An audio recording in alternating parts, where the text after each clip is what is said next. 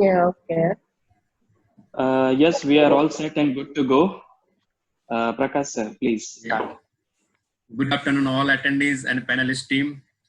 Today आज जो हमारा 14वां फ्री वेबिनार सीरीज है उसका टॉपिक है पीडियाट्रिक फिजियोथेरापी और एक्साइटिंग एंड चैलेंजिंग। और रिसोर्स पर्सन है ख्यातनाम एकेडमिशियन डॉक्टर लता श्रॉफ, जो सुमनदीप विद्यापीठ कॉलेज ऑफ फिजियोथेरापी में प्रिंसिपल है। और आगे का उनका विवरण और सब्जेक्टिव विवरण डॉक्टर मेहुल कॉन्ट्रैक्टर और समीरा बेन देंगे। Okay.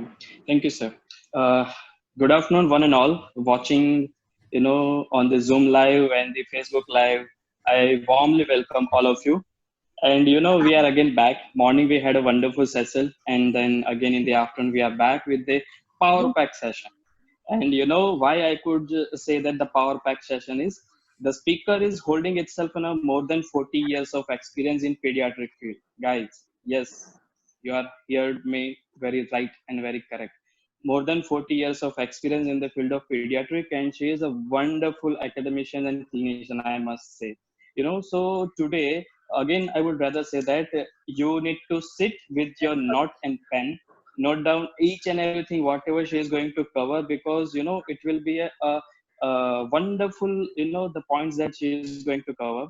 So all of you, I want that sit with your pen, note, because she is going to cover a wonderful concept today. And see the topic, if I say that pediatric exciting is challenging, I would rather say challenging. The reason behind that, patient is coming to the department saying that, okay sir, I am having this problem, that problem, and that problem. Pediatrics is not going to speak anything. Pediatric is not going to reply you anything, but still you are treating the case as a challenge. So yes, the pediatric field is a challenge. And since 40 years the ma'am is practicing in the field of pediatrics, and vast experience. Last but not the least, to all the viewers and to the all participants, they not might be knowing that, but she was my mentor when I was in my PG. Yes, she was my mentor. I am very much proud on that. Okay, today whatever I am in social media, I am telling that is because of her. you know so thank you very much, ma'am, for accepting the invitation, and spending your valuable time. I know your time is very much valuable, but still you have given me time.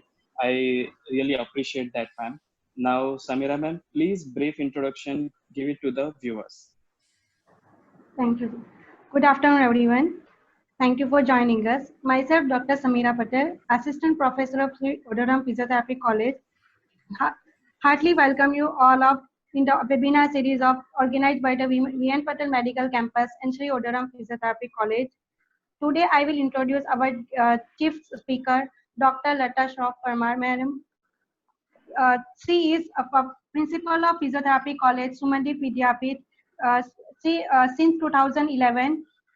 She is one of the most experienced and well-known person of the physiotherapy field, a very inspiring and resourceful person. She has guided many PGs and PhD students since 11 years, with more than 40 years of the clinical experience in the pediatric field and even also in many other fields, and more than 22 years of the academic experience. And continuously, she is giving all the teaching experience of her knowledge to all of her students. I feel very proud to be one of her students. I learned many things from her when I was studying in masters in physiotherapy from her in guidance. Actually ma'am, we both are her students. Yes, We yes, both sir. Actually. yes. Ma'am have completed her MSc Physiotherapy and a PhD in Physiotherapy from Bombay University. She has completed 1-year certificate course in health promotion in first batch organized by the National Institute of the Health and Family Welfare, New Delhi. She has published many papers and in national and international journals. She even delivered very note and special lectures in many conferences and workshops, CMEs. Now I will not waste more time and introduce her because no words can describe her. No, she is like she is more than words. Like I can't express my gratitude towards her. I'm fortunate to be trained and study under her guidance. Thank you so much, ma'am, for all your support and sharing your knowledge with us. Now I will invite ma'am. Over to you, ma'am. A very good afternoon to everyone. I hope I'm audible. Yes, I'm ma'am. audible. And Yes, ma'am. at the onset, I would like to thank Prakash Bhai, who is the management of this college that is Yes. organizing this webinar.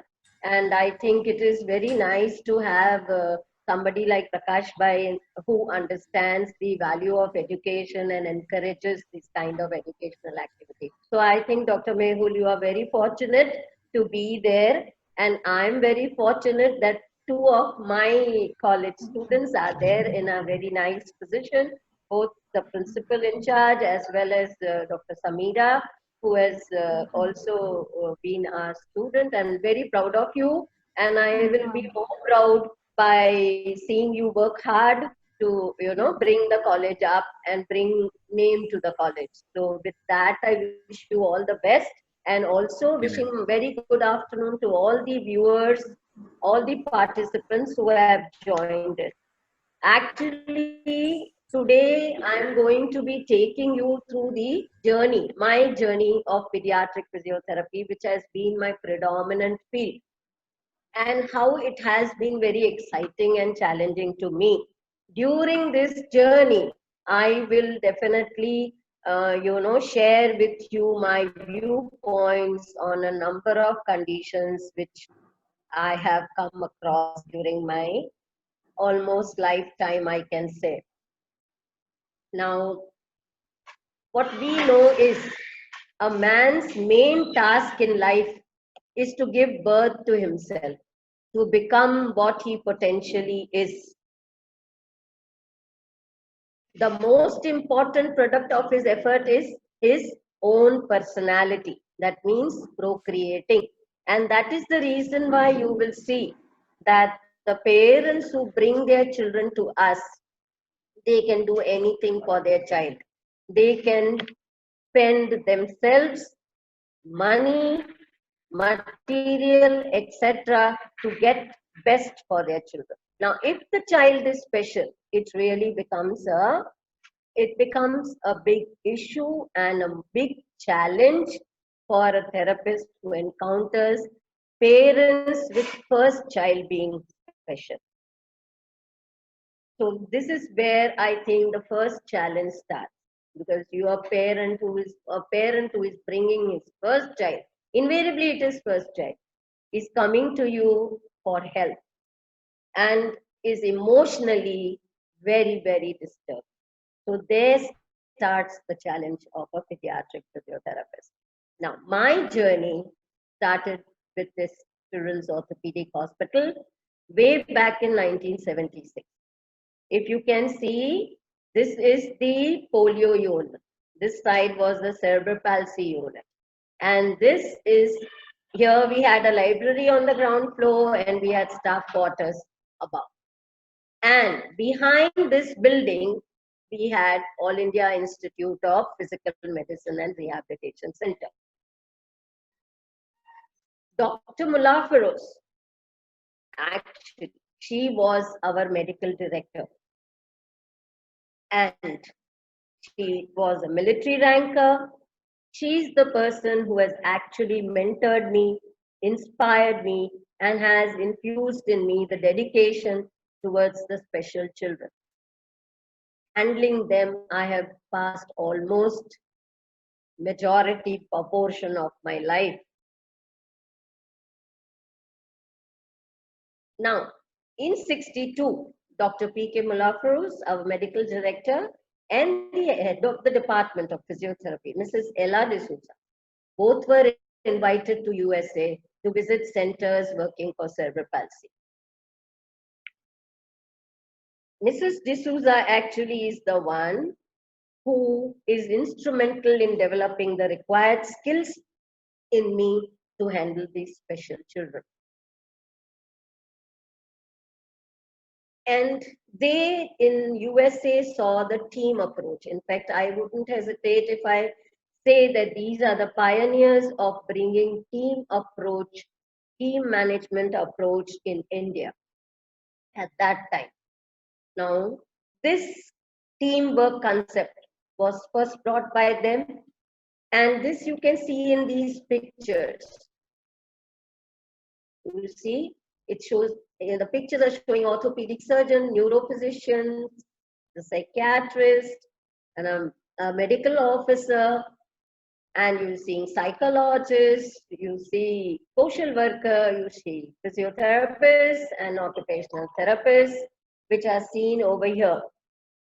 And it was protocolic that a child brought to COH would first be evaluated by a medical officer, and from here he would be referred to the relevant members of the whole rehabilitation team.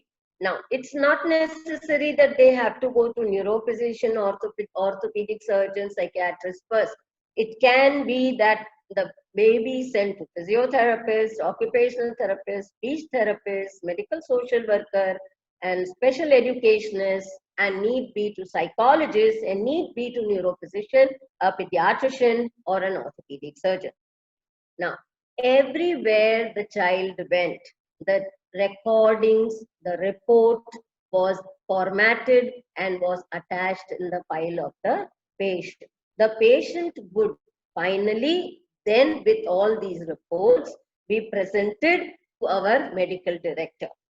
That is Dr. Mullah Feroz, whom you just saw. And the decision of medical director was recorded, was typewritten, and in necessary cases, the orthotic and prosthetic professional would be consulted in All India Institute of Physical Medicine and Rehabilitation. And if you see, at that time also we had very small infants who were referred for early intervention. Now, this is another challenge when it comes to a physiotherapist, because the child may be diagnosed or may be under investigation, right? So this is another challenge, and therefore physiotherapist's job is challenging and therefore becomes exciting, because you really need to be knowledgeable on various conditions, because you are already taking a step forward in management. Now, this is the slide which is showing you hypotonia. Hypotonic baby, decreased muscle tone. In other words, this is a floppy infant. What do you think of this child if she is referred for physiotherapy and is still undergoing investigation? Or maybe the child is kept under observation, is not even undergoing investigation, but the physiotherapy is advised. Now, it is very critical here for physiotherapists taking charge of this patient, and at the same time, it is challenging. Why? Because floppy infant encompasses variety of conditions. I'm sure you all agree with it. So, can it be hypotonic CP? If there are interested participants who wants to put in their chat box some answers, please go ahead. Okay. Now, can it be hypotonic cerebral palsy? Yes, maybe. Yes. Okay. If yes, if we say yes, this is hypotonic CP, and we are going to be planning our management, isn't it? So we take it that this is an hypotonic cerebral palsy. Then, how would we confirm this, that it is most likely cerebral palsy? It is important, isn't it, for a physiotherapist to, if he or she doesn't get a diagnosis, or if she or he gets a diagnosis that the child is under investigation, then it is important that the physiotherapist, with her experience and knowledge, is able to at least clinically confirm before planning the management. Now, if this is a cerebral palsy, as you will note, you will always see there is a positive birth history, like premature birth, like LSCS, low birth weight, delayed cry. Maybe there will be history of neonatal seizures, feeding problems due to sucking, swallowing delayed, mentation issues, etc. Right? There will be hypotonia, and there will be lack of movements or paucity of movements, movements which are not that vigorous. But definitely, if it's a cerebral palsy, one should be able to elicit some reflexes. This is something which we need to keep in mind. Now, let me tell you, there are thousands of diagnoses which in the course of my talk I will be dealing. I am not sure if this is really something that a fresher should be looking at, but definitely a fresher will get an idea that how he or she needs to be thoroughly updated if he or she likes to become a pediatric physiotherapist. So, as we say, we should be able to elicit some reflexes. Now, which is the earliest reflex that you would like to test in the first 3 months? If there are anyone who wants to look, put your answers in the chat, you may do so. And you will enjoy. Don't worry, I'm not going to say wrong, right. It will be to my knowledge that yes, you are participating. Okay. Now, the earliest reflexes, you must realize, all of you must be knowing and must have seen how an infant is seen lying on the bed. A small baby just born, how is it seen lying on the bed? Always turned to one side, isn't it? And the very important reflex that helps the child doing that is neck writing.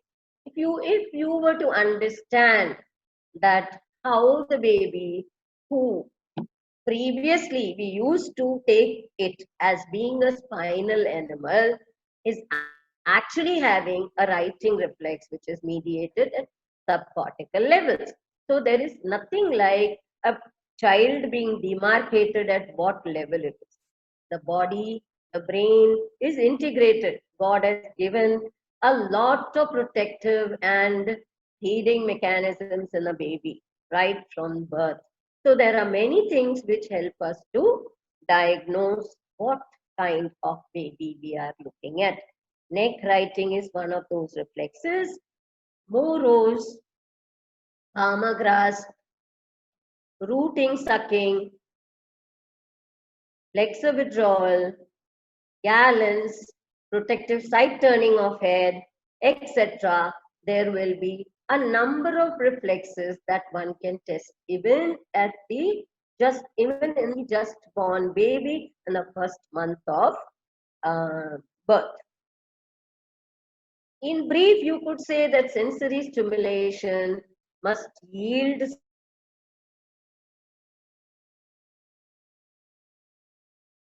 tactile anything, but something should be yielding some response. Now, these reflexes which are present aren't necessary that it's going to confirm that you are dealing with a cerebral palsy child. Nevertheless, it is towards that. Now, why am I saying is cerebral palsy child? Because cerebral palsy is a condition which is going to remain static, and your work is going to help progress the child. And that's the reason why your intensity of work with the child is what you need to be actually looking at and planning. I hope you all understand what I'm meaning about cerebral palsy child and other diagnoses. Okay? Now, so these differences are important guides for physiotherapy. Even if you have been sent with a diagnosis, these are important guides for you with regards to going on managing this kind of a child. Yes, because management will be planned. Now, what if this 3-month-old hypotonic child does not give classical cerebral palsy history, as we mentioned in the previous slides, but instead, you see that the baby is able to visualize, focus, track objects to 180 degrees, give social smile, presents some movements of both hands and toes, vocalizes nasally. If in addition, there is history of reduced fetal movements, consanguinity, and shows fibrillating small tongue, then diagnosis in the absence of seizures may be pointing to some kind of a genetic disorder or disorders of inborn error of metabolism. Here I will describe to you one of my Wernicke-Hoffmann baby who was seen by me. Since the age of 2 to 3 months, I hope you know what is Wernicke-Hoffmann. It is a very severe variety of spinal muscular atrophy or motor neuron disease. And the baby may be brought to you and would be looking exactly like a floppy infant. Now, this baby was brought to me since the age of 2 to 3 months. I looked after this baby. Slowly, simultaneous process of natural growth and fall of the motor neurons was evident when I was treating this baby. If you understand this, there is a natural growth which is going to be taking place. At the same time, this condition the baby is suffering from is a progressive motor neuron disease. So I am, as a physiotherapist, dealing with simultaneous processes. Now, it is important for me to recognize this and to facilitate growth and positive progress, not to undermine the growth that is happening and increase the impact of the motor neuron disease. So this is very important. Now the child actually, and moreover you must realize that a parent is bringing such a child to you. He or she will never come to you unless your positive attitude, the rapport with the child,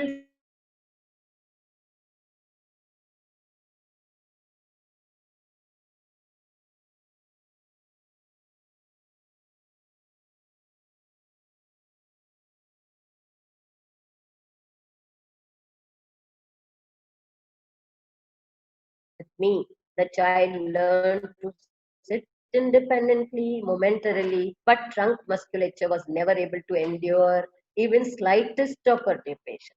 Protective extension of arms, I wouldn't know if it be there because the proximals were very weak, although the opening of hand came when he wanted to chest it. Okay, because the whole limb was weak and non-functional almost, very weak to bear weight, to bear the weight of the body falling on it. But nevertheless, there was several benefits of regular physiotherapy.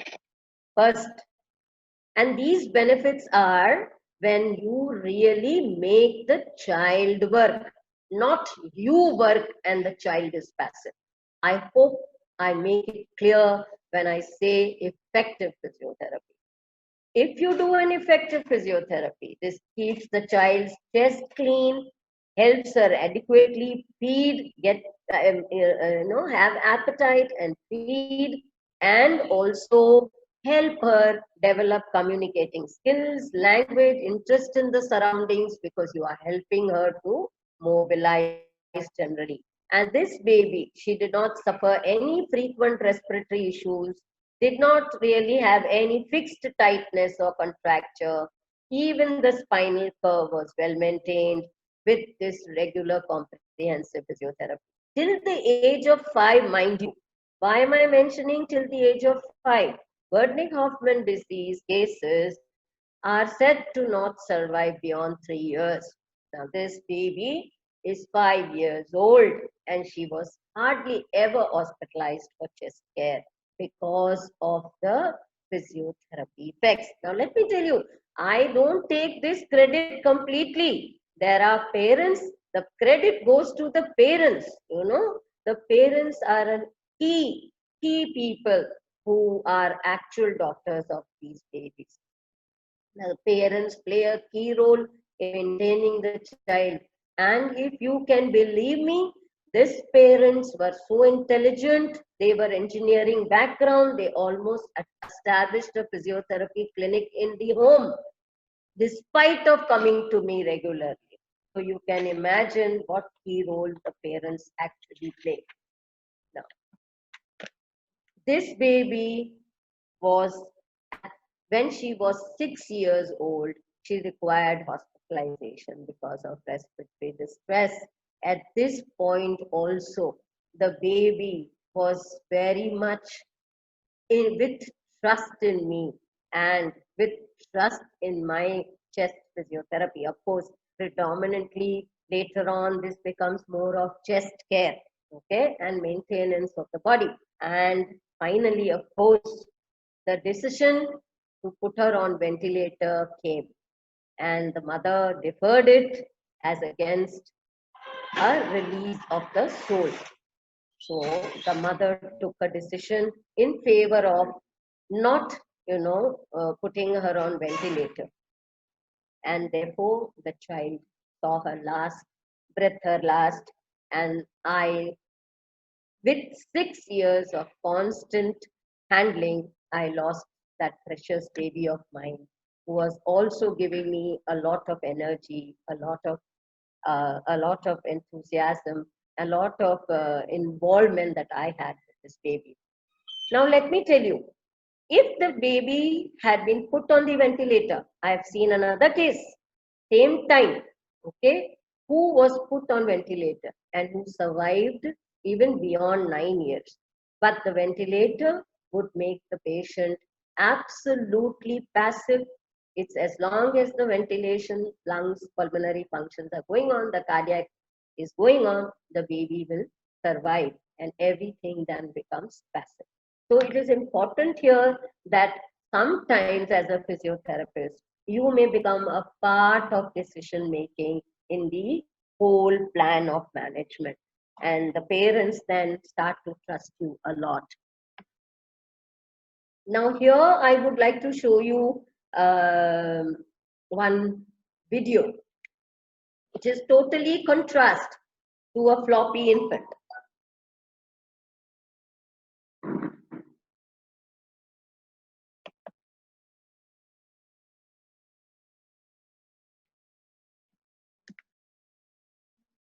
I have kept this video especially, trying to show you that ordinarily, if you are really not trained for physiotherapy, pediatrics or in neonatology or in pediatric physiotherapy, then how you will be managing this case?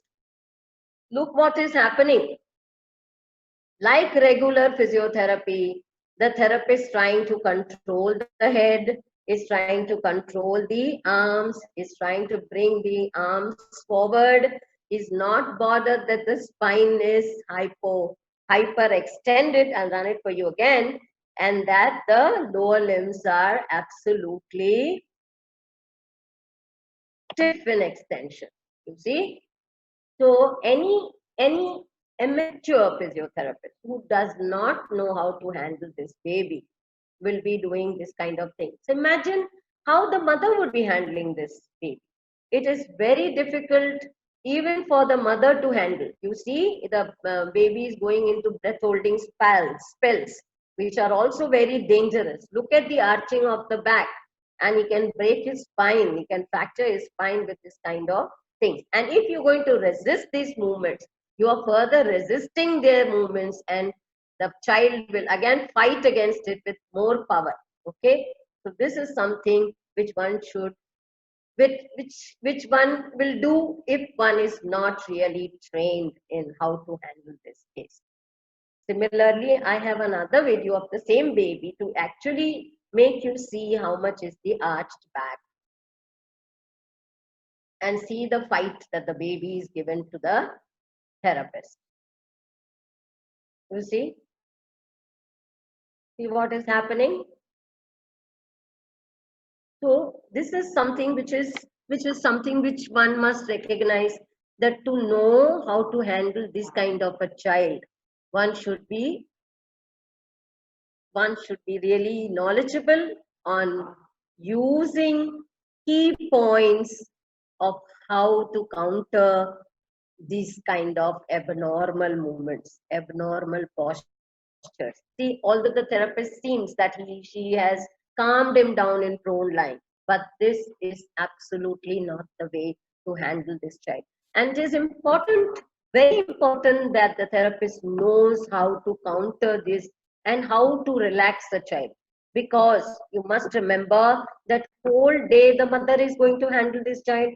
If she is not able to really put him into corrective postures most of the time, those postures which are facilitating normal development, then in such a case, the baby will never progress, because only these abnormal postures will be reinforced completely. Now, this is very important to realize. Of course, I would say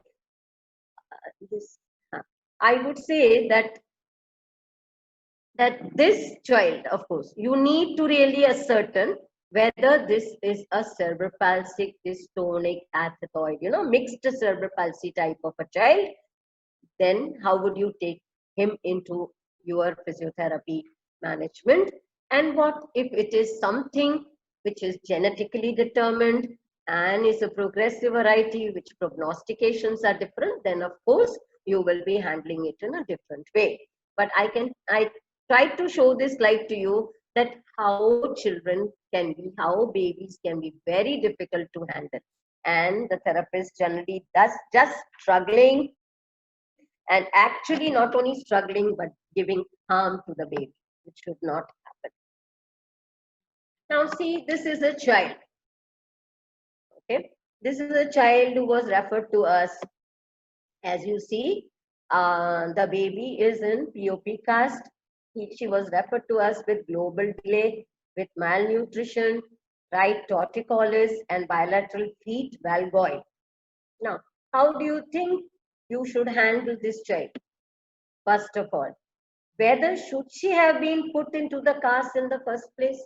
See, that's where the pediatricians or the orthopedic surgeons or whoever are the doctors of the baby should have actually had this baby assessed from a physiotherapist. Because if you can see the baby looks to be at the age where weight bearing should start. We cannot differ weight bearing, because weight bearing is what is actually going to develop a skeletal and musculoskeletal system. So here a good therapist must also have a dialogue with the doctor, speak to him, and get to convince herself that yes, POP is required, or could it be removed and a trial be given, so that the baby is developmentally brought ahead, and then thought of the valgoid feet, because valgoid feet per se are not really a threat to a baby's prognosis. So this is what is very important when babies come to you as a pediatric physiotherapist. It's challenging, and you need to know thoroughly. You need to know and discuss with the doctor. Don't hesitate that. You need to have a clear picture of the baby. Not just that the babies come and you start doing hand activities because the POP is there. So it's sitting, all right, तो पाँव को तो देखना नहीं है, तो हाथ का exercise कराओ, थोड़ा बहुत trunk का exercise कराओ. That should not be the idea. So you should be very thorough in assessing the case. Here I will again give you one anecdote of mine, which I have actually seen during my course of therapy, physiotherapy for these pediatric conditions. These POPs can actually be very detrimental, very, very detrimental to the progress of a child. There was a child of spastic diplegia who, at the age of 4 years, generally at the age where the diapletics start to walk, he was schooling and following with our children's orthopedic hospital SOS whenever he needed it, Around at the age of 10 years, he came again to the hospital. What had happened? At the age of 10 years, he had, in the summer vacation, traveled to his hometown in Karnataka, and several hours in car. Suddenly, when he stopped at his hometown and was asked to come out of the car, he was unable to move. He was almost locked in flexion. What did the parents do? They took him to an orthopedic surgeon. And what an orthopedic surgeon did? He put him into his legs straight, made it straight, and put him into the POP cast for 3 to 4 weeks. 3 to 4 weeks, the child was there for vacation. The parents were having their vacation. After the removal of plaster, the baby stopped to walk, did not walk at all. The parents became very much upset, and they decided, no, we need to go back to the hospital. And that's how they landed up with us again. By that time, The child was 11 years old, 11 and a half years old, and was refusing, was very angry, did not want to see any doctor, did not want to see anybody, was absolutely frustrated. Our routine protocolic system evaluated him thoroughly all over. Psychologists also saw him, psychiatrists also saw him, and finally our medical director came to conclusion that this possibly is a psychological issue, so we will take him up for psychological counseling, and that is how he was taken up for psychological counseling. But the parents, you see, the parents have been knowledgeable because since childhood here they have been following up.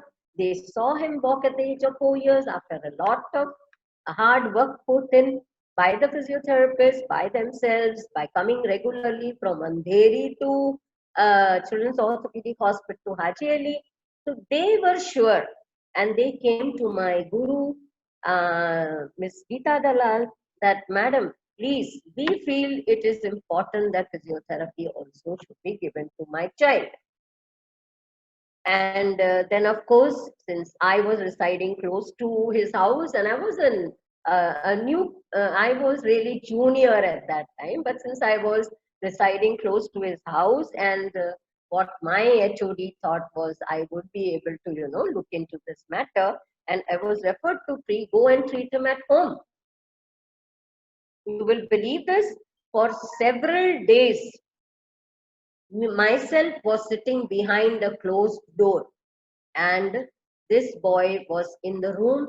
He used to lock himself in the room and would talk to me from the behind of the room, and wouldn't want to come out, wouldn't like me to touch him at all. And this almost a month passed, and I was like, I'm charging them fees, and how come that I'm not able to do anything? I used to report to my HOD every time regularly. And the mother said, nothing doing, you have to continue. Fine. Then one day I just talked to the mother. I said, what does he do there behind in the locked room? Then she's told me that, ma'am, he makes teams and he plays cricket. He puts you also in one of the cricket. I said, is it so? And I thought, chalo, outside the door, I started talking to him cricket. And very soon we became friends because I used to lose, he used to win. And that is how he came out, and we used to have regular physiotherapy, maybe for 12 months. And I brought him back to his feet, and he was able to walk. And very soon we got his soft tissue released, and he became independent. He used to ride an adult cycle, and also went to Bhavan's College also for his studies. So this is where you see plasters which were he was put into plasters without assessment, and that ruined his 2 years or 3 years, of which I had to really work with that boy. And he was a big boy, mashallah, and a big man whom I was dealing with. And but in the end, I could put him successfully on his feet, and that he progressed in his life. Okay. Now, see, actually, as per Dr. 2005, we report that there are 34 million births in India annually, and 7,80,000 born with congenital NR, 21,000 with Down syndrome, 20,000 with metabolic disorders, 10,000 plus with congenital hypothyroidism, 9,000 born with thalassemia, around 5,000 born with sickle cell anemia. So you see, there is a switch to the genetic disorders. All these children, they may in infancy look alike. So you have to be, therefore it becomes very challenging. Therefore it becomes important that the therapist realizes what could be there. There are certain conditions which are probably not diagnosed. But if you should be knowing something about how to progress with these children. You should not give up on a child. That is what I mean. Without giving up on a child, how you should progress to help the child gain. Now, in a hospital-based study, you see, we are dealing with mentally retarded children. This is what it is. They found 5.75% were found to be due to metabolic disorders. So you can imagine, it's not only cerebral palsy that you may be saying. So you have to be very, very thorough with what baby you are actually dealing with. And always see that you follow that child up to the successful end. What you think could be, there I stop. Actually, every child needs to be followed up to skeletal maturity. You cannot give them up till they acquire skeletal maturity. Now, there are clinical pointers towards the diagnosis of inborn error of metabolism or metabolic disorders. And these include, see, after a period of normalcy, there may be a deterioration. History of consanguinity, neonatal death, if there is a family history of 1 or 2 children dying, also could raise a suspicion clinically.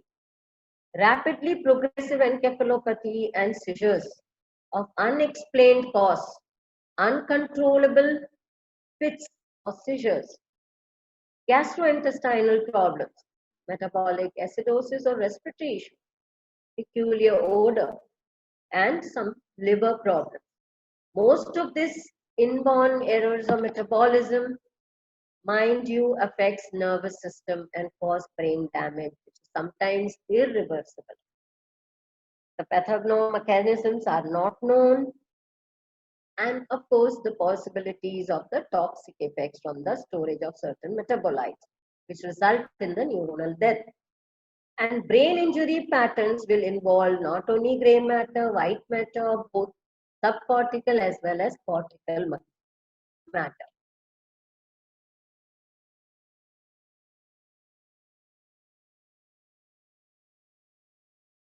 So there will be seizure disorder, cognitive deficits, motor impairments, which will be giving you ataxia, movement, dystonia, dyskinesias, hypokinesias, spasticity, peripheral neuropathy, myopathies, and most of these are apparently genetically determined autosomal recessive disorders.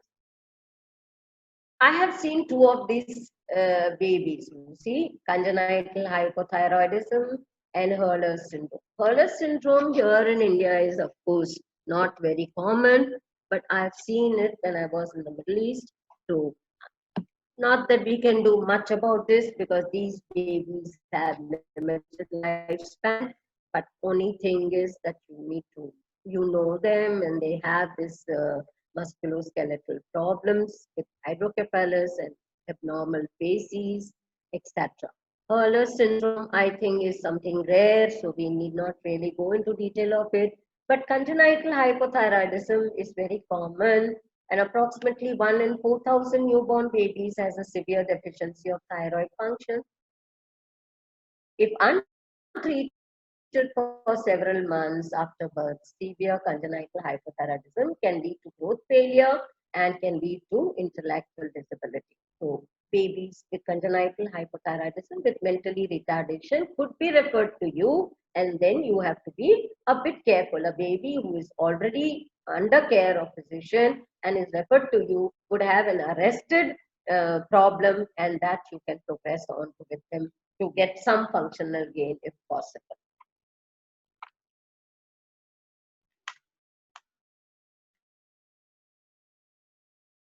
Then there are neurodegenerative disorders or neurometabolic disorders also, like Wilson's disease, Menkes disease, which you could see, which could be referred to us sometimes. Now, Wilson's disease is an inborn error of copper metabolism, autosomal disorder, and it's characterized by copper depositions in kidneys, liver, and cornea. You have the brown rings in the cornea, and the onset may vary from 4 to 50 years, and neurological manifestations or neurological signs could range from dystonia to Parkinsonism, dysarthria, scholastic detrimental behavioral changes, etc. So Wilson's disease is one of the conditions which you come across. Now here, of course, it is medically treated. You need to see that you prevent copper from accumulating in the tissues. Foods high in copper content needs to be reduced. They restrict you from eating liver, cocoa, chocolates, mushrooms, etc. And if untreated, then Wilson's disease is invariably fatal. An advanced disease may not be reversible. Again, these are not very, very commonly seen in our country, but nevertheless, these are common conditions which pediatric physiotherapists can come across. Marfan syndrome, again, connective tissue disorders. Marfan syndromes are something I have seen a Marfan syndrome because they have connective tissue disorders. Again, genetically, genetic disease. Now, these will have hypermobility, they will have gigantic length, and they may have weakness generalized, and these are the conditions for which you may be, again, referred for physiotherapy.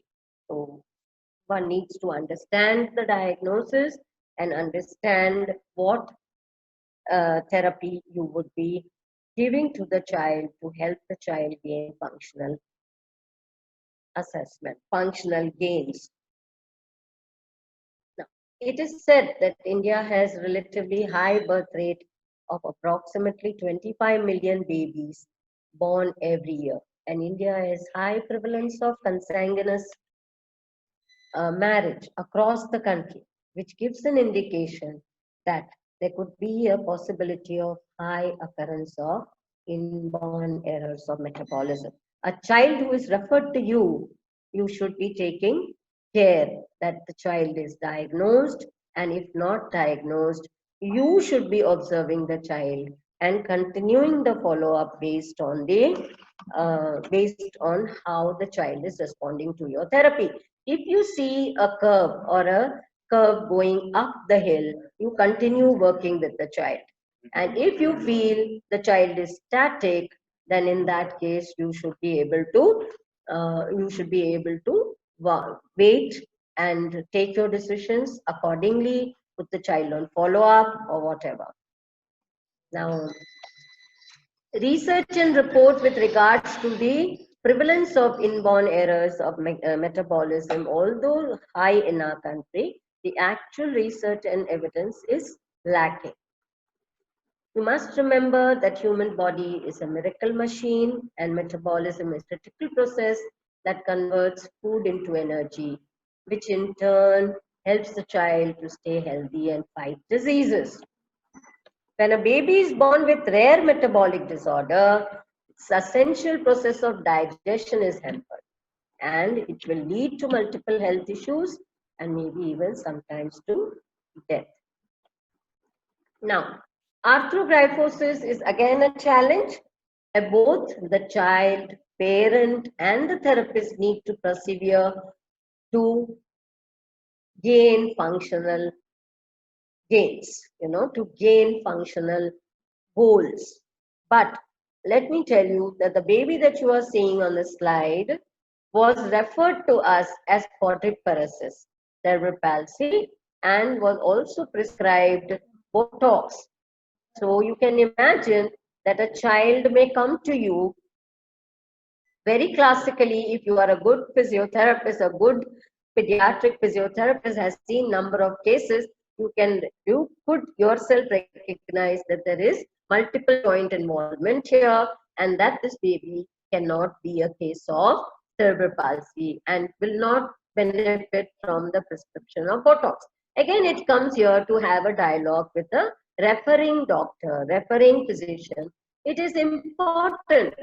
You must remember that you are dealing with a baby. You are dealing with a baby who is going to grow, and you want to give the best to the baby. The parents want to give best to their baby. So you must know thoroughly what you are trying to do with the baby, and it cannot come unless you have discussions with the physician. It's important to discuss with the physician.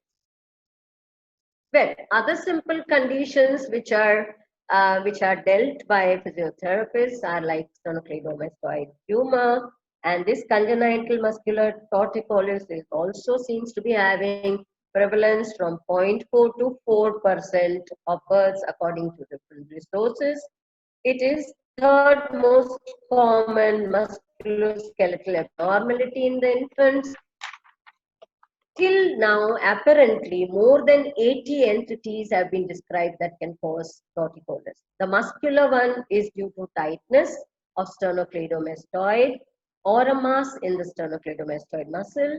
The postural variety may not show you any mass or any tightness.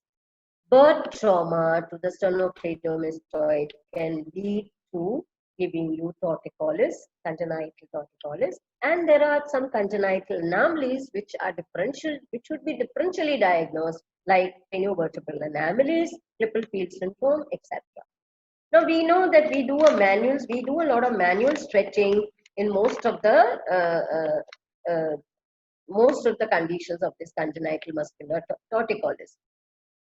You must remember that you require a very good stabilization, correct hand positions, okay, for the necessary stretch to be applied and also to be successful in stretching the sternocleidomastoid muscle. But please do not forget to strengthen the oval and then side. And of course, conservative management will also include educating the parents and caregivers about the positioning and handling skills that promote active neck extension and lateral flexion. Also, it is said that kinesiotapping on both the sides, on the shortened side with a less tension and on the lengthened side with a greater tension, will be almost complementing like a brace in case of the attitudinal or postural torticollis, and can be utilized, and or you can always have orthosis with reinforcement on the side of the lateral flexion so that you can correct the baby. You must remember that torticollis corrections may take 6 to 12 months with regular follow-ups till skeletal maturity, because do not forget that the facial asymmetry, if you do not work in the early childhood, would result into the baby developing a kind of problem when he is at a young dynamic age, where he or she is at a time where they want to really show themselves or want to look beautiful, want to look handsome. So it's important that these children are not ignored and they are looked after properly and they are followed up. You can see this child who have received therapy in the hands of one of my colleagues, and you can see the progress that the baby is in few months time that we are seeing the baby. And of course this needs to be followed up and needs to be in touch with us and constantly monitored and right decisions taken at right point of time. Pace planners, I would say that. Excuse me, ma'am. Yes. Ma'am, one of the participants would like to repeat the kinesiotapping again. If you could do that. One of the participants would like to repeat the kinesiotapping things again. To repeat kinesiotapping. Okay. Yeah. Kinesiotapping of sternocleidoid muscle on the affected side from insertion to origin. You must give less tension, say around 10%. Then on unaffected side, from origin to insertion, you should put a little more tension, say 15 to 18%. Then both the sides, the kinesiotapping which is done, it serves as a brace, to hold the neck of the baby in a corrected position. So it seems that kinesiotapping helps, okay? But I always use bracings. I will consult the prosthetic orthotic professionals and request them to give a good collar which should be reinforced on the affected side, and or a bit that the professional will adjust to you, and you could try it out and see how much correction you get, and you should see that you at least could bring the head up to neutral or the maximum correction that you may have achieved. So this is what I feel. Am I satisfying the participant?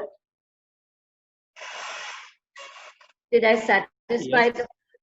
All right. Yes, ma'am. Yes, yes. All right. So we go to the next slide. Now this is pace planners or flat feet. Here actually, uh, this is, this slide is of course courtesy to one of our colleagues, Dr. Chandelier. And let me tell you that there may be many times you see people who come to you with flat feet, and of course the orthosis plays a major role here. Okay. Nevertheless, because there may be so many problems associated with flat feet, like tendonitis, arthritis in ankle and foot, bunions, hematoes, etc., then it is important that even you give some amount of physiotherapy. Any kind of heat or cold therapy applied always induces relaxation, reduces pain. And it is important to use ice after exercise, after any activity that causes discomfort. Ultrasound, pulse electrical stimulation can also be used to relieve pain. Okay, and this will help improve blood circulation also, as we all know, and will enhance the healing process. But exercises per se will change the flat feet. Uh, it depends, it depends how you really work. I am not having that good experience with dealing with these kind of flat feet. Say you give them orthotic aids and you give them Faraday's footpath or Faraday's stimulations, enhance their medial arch, and follow them up for continuously from young age, say from 1.5 2 years to 5 to 6 years. Maybe you might see a change, but I'm not really sure of this. But yes, orthotics, regular orthotics use probably is important in these cases. With regards to physiotherapy, I think it complements to help reducing pain, discomfort, and enhance the strength, as well as try to maintain the alignment. So this is with regards to the flat feet. Now, clubfoot again. I remember every neonatal ICU, any kind of positional telephysis will be referred to you. That should be that should be the way it should be. The neonatologist should be in habit of actually referring positional telephysis. I worked a lot with positional telephysis. I remember during at that time when only these Dennis Brown splints were available, I had started with microporous tapes, just trying to correct the foot. And I never knew that this would come out as taping. And recently it is taping. This I was doing it in 80s, from 80s, 82, 86 till 90s, till the time I was looking after the special baby care units. But a lot can be corrected in an immediately born newborn child, because they are very supple. And I have used a lot of massage, a lot of stimulations to enhance the lateral muscles, and I've really seen a good correction. But yes, I must tell you about one of a very severe grade 3, grade 4 CTEV case who came to me bilateral CTEV. Again, the parents were very intelligent, and the child at the age of 1 month to 2 months, he would smell the hospital and he would know that he's coming to, and my touch, oh, he knows that this is lady, not mommy touching me, this is another lady touching, and he would yell. But I must tell you here one point, that never an exercise should be painful. Now this child would yell because somebody else was touching him, not that I was giving him pain with the manipulation. Because you cannot really break the bone while you are manipulating. You have to be very gentle, try to get as much as possible, then whatever you get, you retain it, and then retain it multiple times, guide the parents, educate them, so that they come to you next day retained with the previous kind of a manipulation that you did, and you progress ahead from that. So it's a lot of dedication that is required from the physiotherapist, from the parents. Of course, children not necessarily yell because it's exercise painful. Exercise should never ever give pain. This is my This is what I believe. Exercise are never painful. Do you do activities and do you get pain? No. So why you doing activity for others should be painful? So please remember, no exercise should ever be painful. I will here relate to you another anecdote. A case of obstetric palsy. That is the Erb's palsy, Erb's Duchenne type of palsy. You may have a complete brachial plexus. You may have a complete, you may have a clump case type of paralysis. And tell you, I have followed up these children from the day they were born, the next day of their birth, and till today. Till today, I know of this child whom I have seen with the obstetric palsy. And believe me, yes, after a certain period, the internal rotation of the shoulder kind of becomes bony and it doesn't yield to your this thing. Of course, you are also, once you stop physiotherapy, when the baby starts to go to college and school and all that, obviously there is a little no vigorous exercise are followed, you see. And the baby also utilizes the arm in the most comfortable way that he or she wants to do it. But nevertheless, this boy is so young, handsome at this point of time also. I know him, and you cannot make out. An ordinary eye cannot say that he has Erb's Duchenne palsy. But yes, he does have some issues, which people might feel. But when I asked him, I'm totally functional. He is playing, he's doing some sports activity, and he is absolutely normal.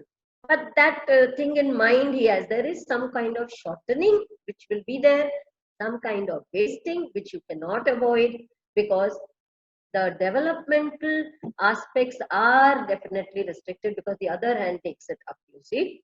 So if a child were to really persist with weight bearing aspects, persist with the activities that in the right direction, probably a lot can be done for these children. It's important that we realize. Congenital dislocation of child.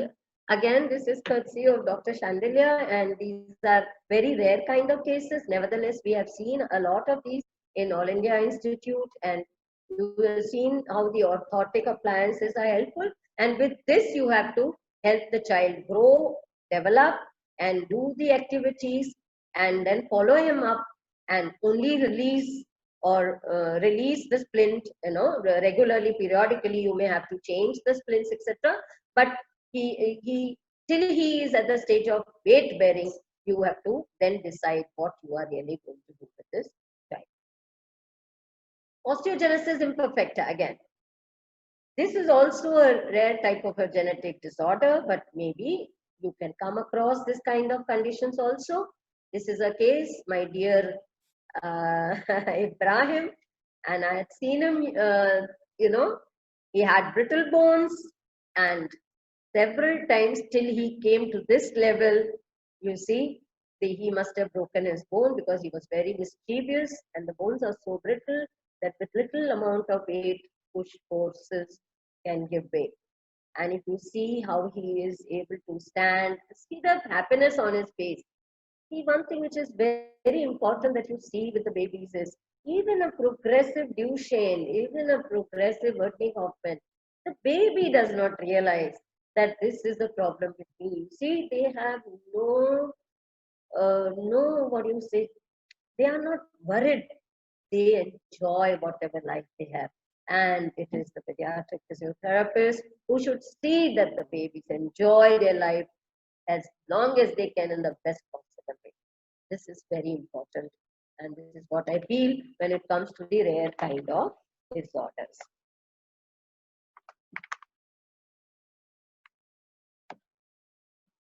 Next, of course, is then developmental dysplasia of hip. Okay, so here I think this is again a condition which is quite common, and this problem is important for the physiotherapist, especially you are dealing with spastic diplegics, quadriplegics, and they have adduction, flexion, internal rotation problems, and therefore you need to see what you should be doing to avoid congenital dislocations or subluxations, and how the double diapers or Fetchka's pillow could help. Also later on, at the later age, A physio must be alerted if there is any leg length difference, if there are any uneven skin folds on the thighs, or if there is mobility, flexibility issue of a particular hip, you know, if the baby limps on one side or a waddling gait. So this is something which is very important for a physiotherapist when developmentally dealing with the children, must recognize and at right time take decisions for references to other professionals who may be helpful to the child. Spina bifida is again a disorder which is commonly seen in a number of cases which may be referred to us, and we deal with these cases. I wonder, I really want to emphasize here that pediatric physiotherapists, if you are localized, please don't leave touch with your patients. You should follow them up, see how they grow into beautiful young ladies and see how they grow into the functional, productive men. And that is important. The girl that you are seeing here is also with me from her birth, from first few months of her birth till now. And let me tell you, had it been continuously a very good, effective physiotherapy, a lot could have been handled even till now. Okay, of course, now she has reached her maximum potential, and whatever she has gone into compensatory mechanism developing into her body, like going into flexion at hips, hyperlordosis, and valgoid and bad feet, yet she is ambulant with crutches, so that is something which keeps me happy. But nevertheless, if I feel, if this baby, after I left her, I'm not going to praise myself, but if after I left her, somebody followed her properly, and also the baby was educated, that if she did not maintain this kind of alignment and balance between the muscles, then the resultant would be very bad. And therefore, that is important that a baby, when she's growing in the teens, you should guide them that how the balance has to be maintained. And for that, if you require orthosis, if you require any kind of walking aid or anything, so that at least maximum time of the day the baby walks, moves, mobilizes in a normal alignment and rarely gives up to easy ways. So this is very important. Very important to counsel the parents, very important to counsel the babies. Let me tell you, it is a very difficult task because the baby also is grown up now, wants to enjoy her life, wants to do what she likes.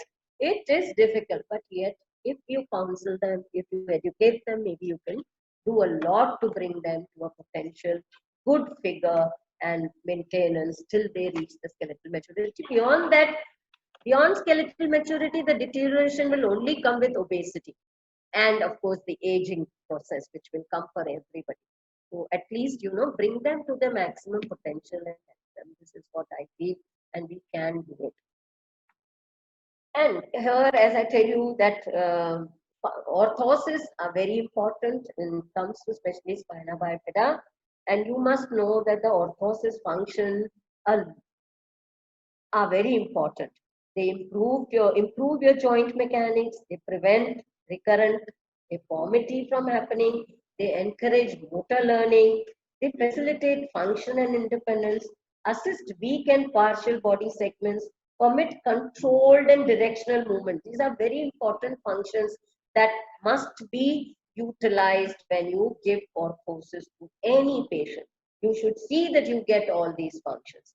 And before you prescribe the orthosis, you must definitely consider the existing condition, the sensation of the body, durability, comfort, utility, simplicity, tolerance, growth factor, and along with it, the costnesses. It is important that you consider these before you prescribe orthosis in any condition. Working with children, therefore, is challenging, enriching, and exciting. This is what I feel and I believe. You see, in field of pediatrics, one need to be prepared and needs to adapt to the ever-changing needs of the growing child. Pediatric physiotherapists must, in addition to physiotherapy skills, must understand the whole development process of the childhood, reflex patterns, pediatric illness, and disability. Pediatric physiotherapy is a dynamic field wherein you work with children. Yes. Sorry. Before that, I would say that when you develop or you think in terms of children, you know that there are mainly 5 areas that we are dealing with, and all the 5 areas are important for physiotherapists also to look into. Please understand there may be an effective team member which can be looking after these different areas. Like, for example, you'll have speech therapist for speech language pathology and communication skill. You may have occupational therapist for developing manipulative and prehensile functions of the hand and the ADLs. Nevertheless, in our country, where you know that the teamwork is still not very well established in various areas, you need to, at least as a physiotherapist, know these 5 areas properly. The cognitive development, the social and emotional development, speech and language development, fine skills, as well as gross motor skills. Now, these 5 domains you should be always keeping in mind when you deal with a pediatric case. So we know that physiotherapists will work with the children, not only with their children, but with the family. You see, whatever you do, let me tell you, these are slides when I was in Karamsad. So my thanks to the Karamsad institution. And as we see how the therapist is working with the baby and the mother is watching, you must help the child reach their maximum potential. Let me tell you again and again this. You have to make the child work. It's not you who have to work. Many a times, you see that the physiotherapists are doing something, but what is the child doing?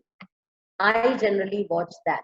Unless the child is making efforts in the right direction, you are not in the right direction. So please watch and make the child do things, not you do things and the child remains passive. You must promote active participation in home, school, and even in the community and other environments. Let me tell you one thing.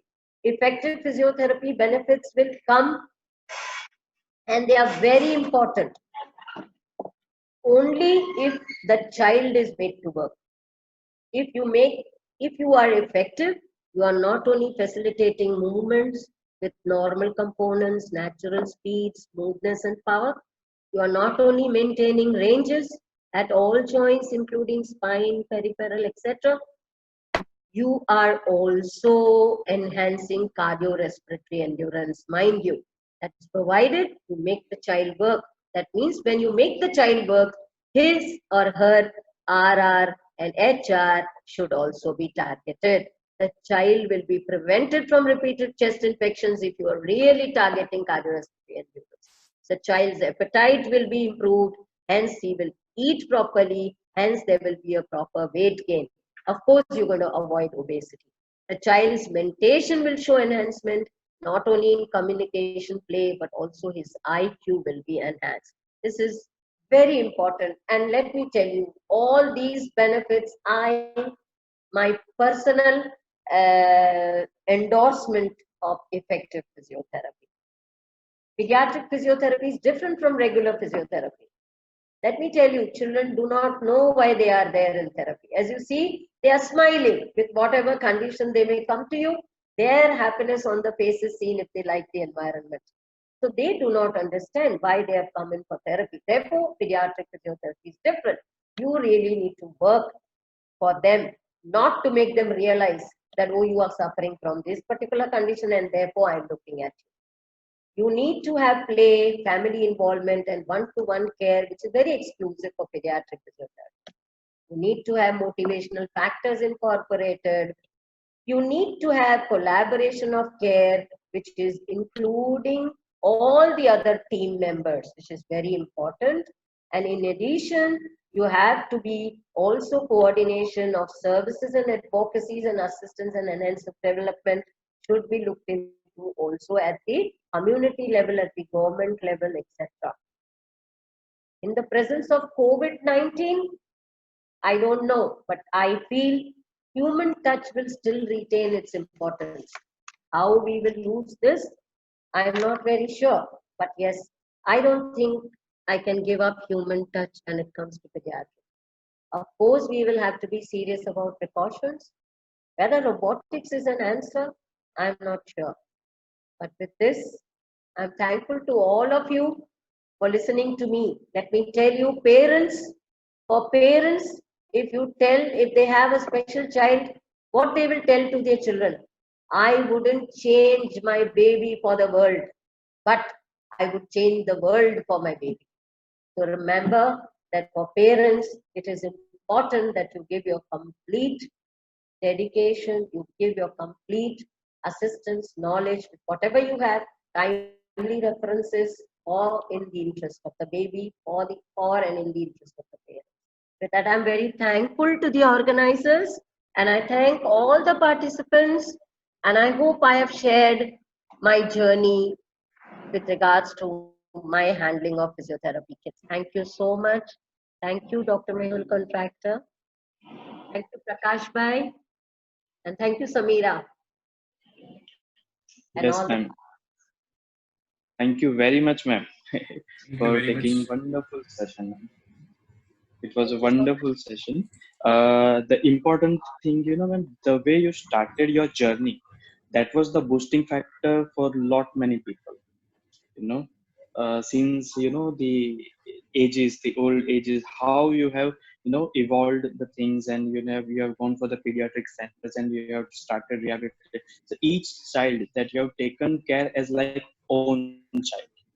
Okay, so that was the additional factor that I would say compared to the other pediatric physiotherapists that you have brought into it, and that was the important thing that I could found. So thank you very much, ma'am, for sharing your the personal journey. Usually people speaker doesn't share that, but you have shared it from the the beginning to till date, the whole journey. So in 2000 60s to till 2020, and you have explained every from single thing. 1976 So onwards. oh yes, 1976. So, and the main important thing that again, I would like to enlighten that you came up with, ma'am, the real cases that you have encountered in your life. So that would be exactly it suits the the topic that pediatric, exciting and challenging. So what are the challenges that you have encountered in your life? So based on your experience, the viewer must have got a lot of boosting power. That okay, this is how I need to look differentially.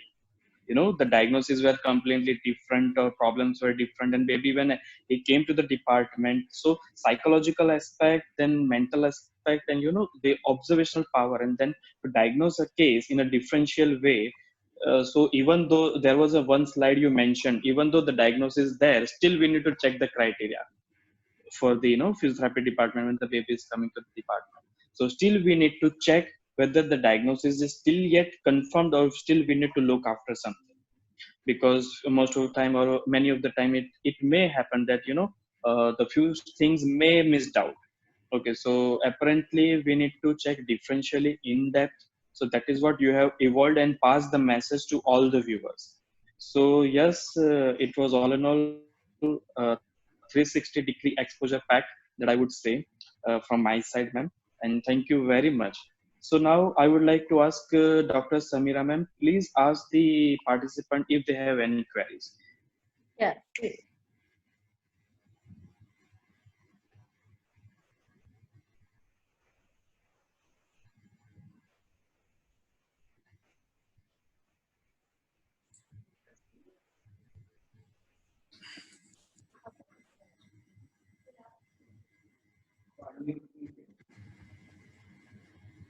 Yes, ma'am. Samira, ma'am, you can go ahead. There are a few questions in the chat box.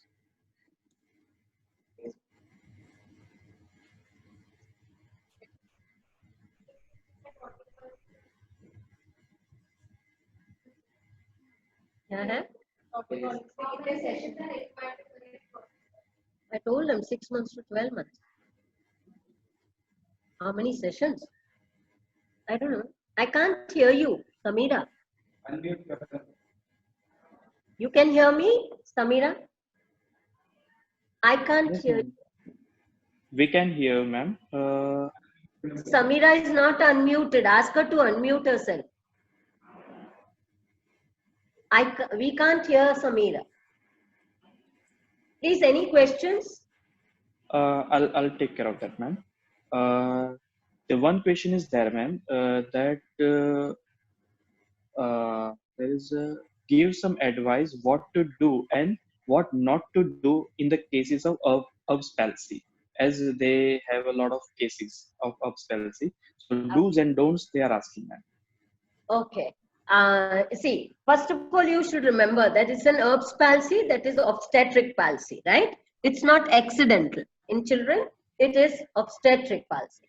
That pelvic disproportion and therefore, traction given or whatever might resulting into Erb's type of paralysis or obstetric paralysis. In such cases, first of all, you should assess whether the whole brachial plexus is involved. Invariably, what looks like an Erb's may initially have brachial plexus involvement. So you must assess a baby. Now, when you're assessing a baby, a very small infant, just born, 1 or 2 days old, okay, how would you assess? That is a skill that you need to observe and need to learn from a good physiotherapist, pediatric physiotherapist. In brief, I can tell you, utilize reflexology, utilize reflexes to assess the power in that limb. So, various ways of, assessing reflexes and trying to get. One way is if you just tested Moro. If you just tested Moro, the limb which is paralyzed is not going to respond. If it responds, to what extent it is responding, very quickly visual assessment of which muscles are present, absent, or weak.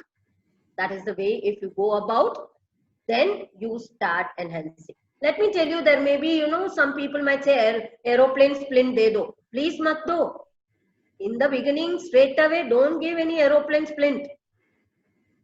There is no need to give aeroplane splint, because the child's tone or child's gravitational forces are going to fight against the splint and will put the shoulder in an abnormal position.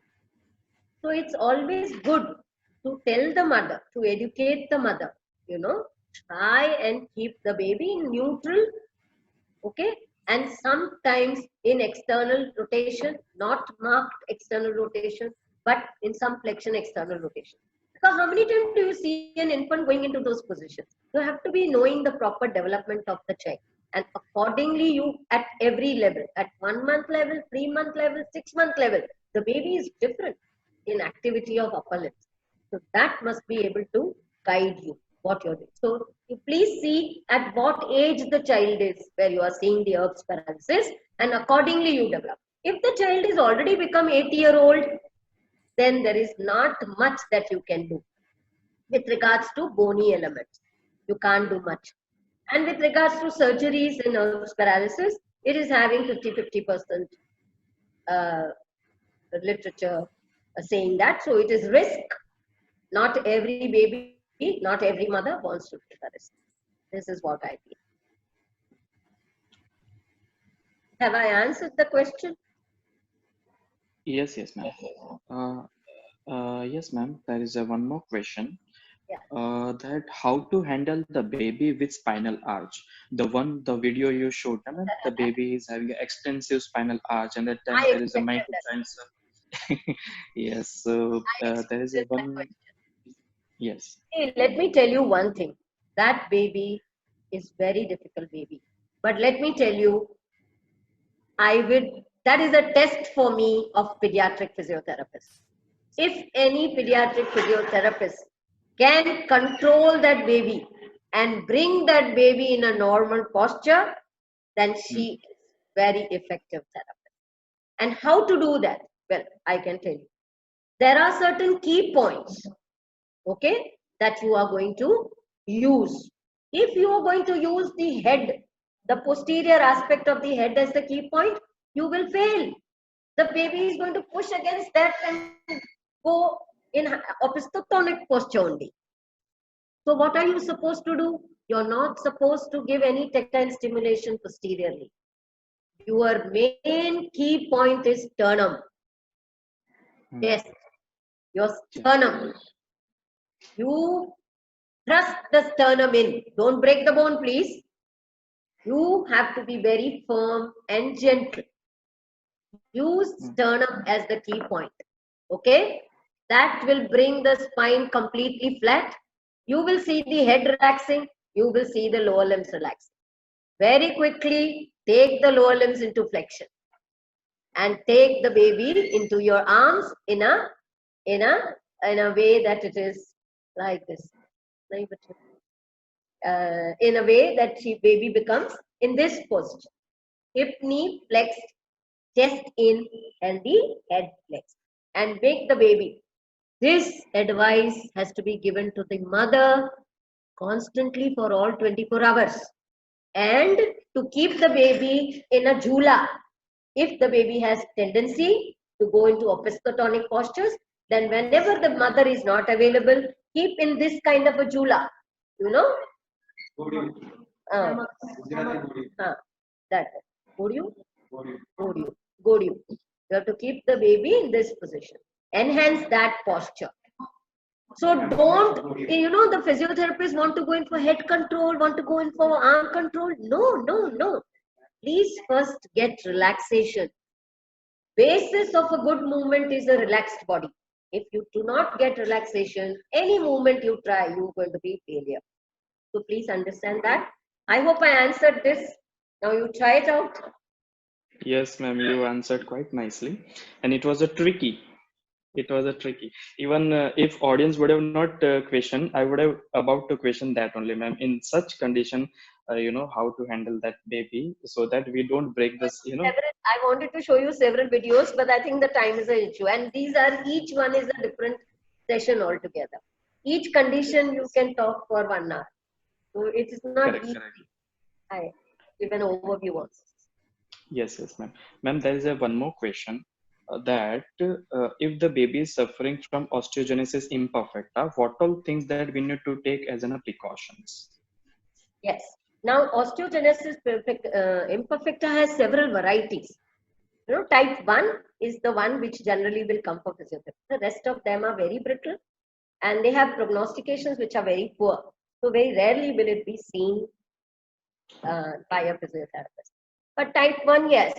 Now, in such a case, invariably these brittle bones will have to be fixed internally. Invariably, the orthopedic surgeons will be looking after this. But when they fix the baby, they want also the baby at right time to be mobilized, to be, utilizing those arms and legs for their activities. What you should do is, you can definitely give resistant programs, but you have to be always supportive of doing good, not overdoing. Over enthusiasm in physiotherapists is always harmful. TA stretchings, you do so badly that the TA gets completely torn. And it is a very painful condition. Many a times, many babies, cerebral palsy children suffer because they are given this TA stretchings and the baby lands up with a problem and never wants to keep the feet down for weight bearing, which is a very bad thing if a physiotherapist does that. So never be over enthusiasm. Underplay rather than overplay. It is very important because it's a baby. He's very soft. We are big. We have power, and we can do whatever we want with the baby. But no, that's not our purpose. Our purpose is to make the baby good. So that's what I told you. Baby should never cry when you are giving exercise. No exercises will make a baby cry. They will never cry. Unless you are new to them and maybe, that kind of a thing, baby will cry. It's okay. It takes time to develop rapport with baby. This is what. That's the reason. That's the main reason why the pediatric physiotherapy is the most challenging field. Yeah, that's why we don't wear, we don't wear white aprons. Your atmosphere should be, it should be colorful. It should be with the toys. It should be on the floor. These are very important things that, you cannot be like a doctor with a stethoscope or something. No, you have to be friendly. You have to be like a baby. Eco-friendly environment for baby, so that they can have a good, reciprocal approach from them. Yes, and ma'am, there is a one more question from the participant that when the baby is coming to the department, okay, at that time, if you are assessing the case, so when to advise for a splint or when to advise for an orthosis? See, splint is another word for orthosis. They are both synonyms. You give splint, you give orthosis. I mean, it all depends. Orthoses are very, very helpful when it comes to pediatrics. But that does not mean that you put him in the orthosis and leave him. I'll tell you one case here now, one story. Yes, ma'am. Go ahead. One case from Surat, okay?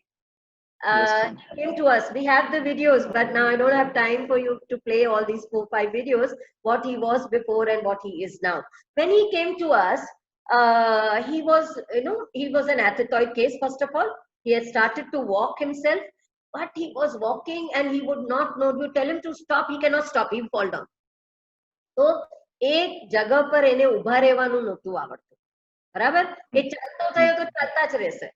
અને how was he walking? With very broad base, with markedly hyper extended knees, with trunk flexed on the hips, and almost rushing in, like no control. And if you ask him to stop at a point, he cannot stop.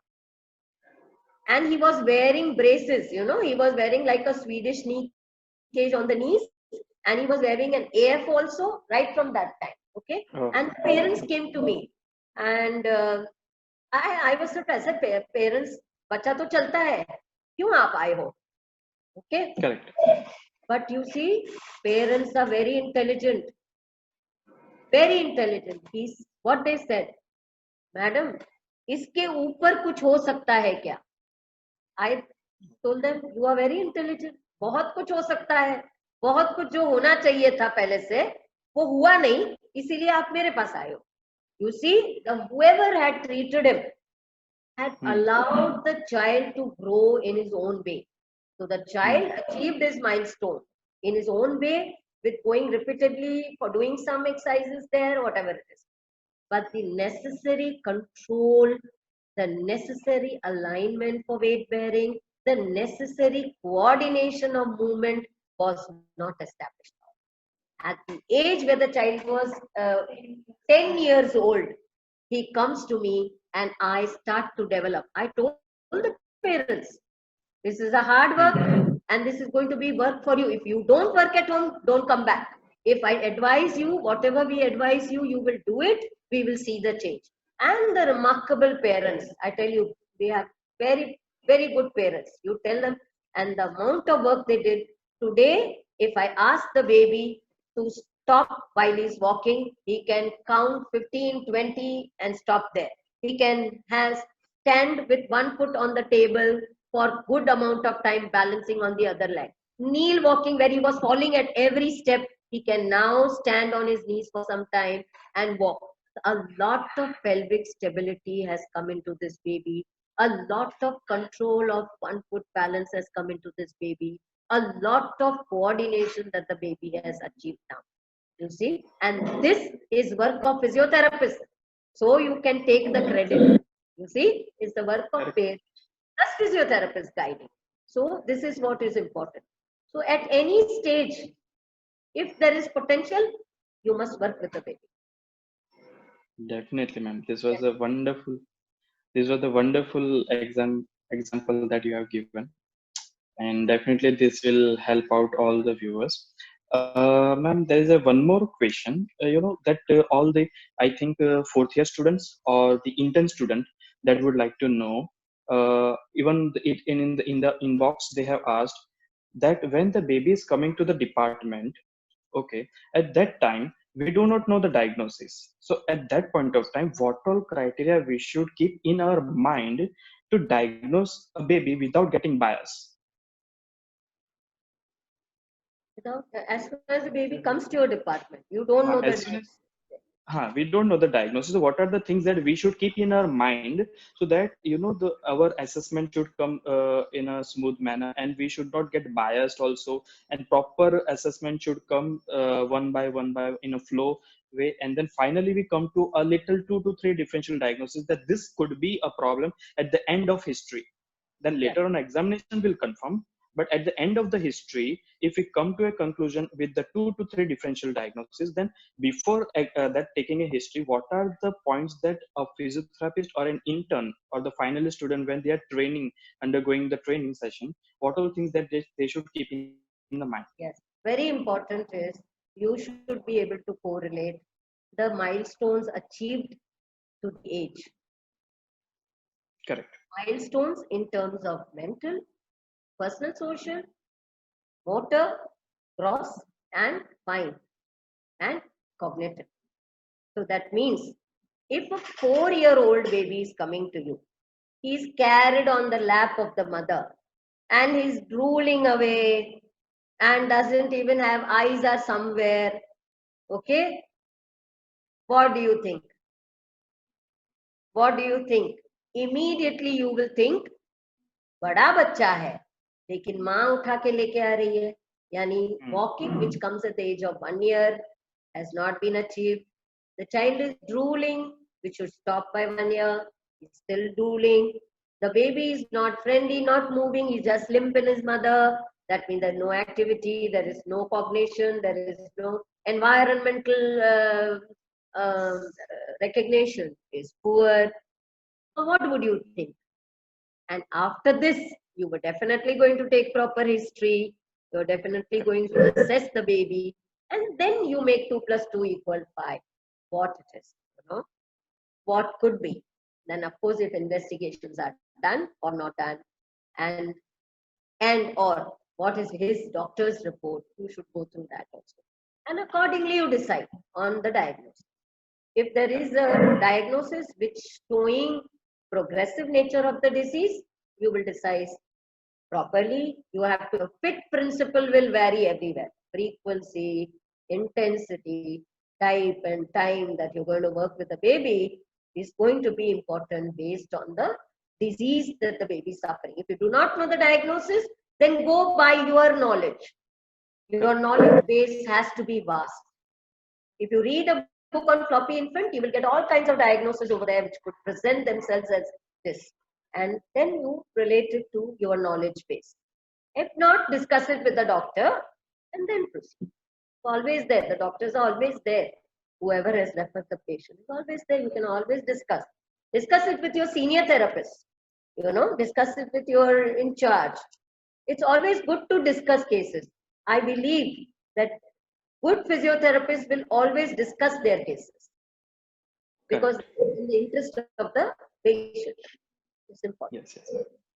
And ma'am, the last question that I would like to ask, ma'am, at this point of time, there are so many viewers that, they are watching us right now. There are so many participants, they are live with us on Zoom. What a final message that you would like to deliver to them when we are going for a clinical practice, in the pediatric or in the overall general in a clinical practice, what are things that for a standard ethical practice that we should do? So what kind of message that you would like to pass to all the viewers around the globe who is watching you right now, ma'am, and all the viewers and the participant who is there with us on Zoom right now? The message I think I can give is, I love to be with patients. Patients have taught me a lot. I have learned from patients, and I get very, very elated when I see them happy, when I see them productive, when I see them they have grown into the society and they have joined some company, they have joined colleges, they have gone ahead. I think this is what makes me very happy, much more happy than I being a teacher. I love to be with patients, to work with them, And let me tell you, today, whatever I am, there's a lot of contribution of blessings from these babies' parents and these babies. Another factor that I believe, whoever works with children, it is a blessing. It is a blessing. They are very lucky to the therapist. I have gained a lot by working with these special children. And I believe that they are very lucky for you if you are doing honest work with them. Correct. So I feel So, parents are my. so this is something, like, ma'am, the teachers are teaching us, but here this is something different. That small kid is teaching us clinically. Yes. So very interesting, ma'am. Thank you very much, madam, for spending your valuable time for our students, for our organization, for viewers. And I am expressing our gratitude towards you. Thank you very much. Thanks a lot. Thank you so much, Prakash Bhai. Thank you very much. Thank you very much, ma'am, for spending time. Thank you, ma'am. Bye, all the viewers. See you again. Bye. Thank you to all participants for Yeah, lovely, ma'am.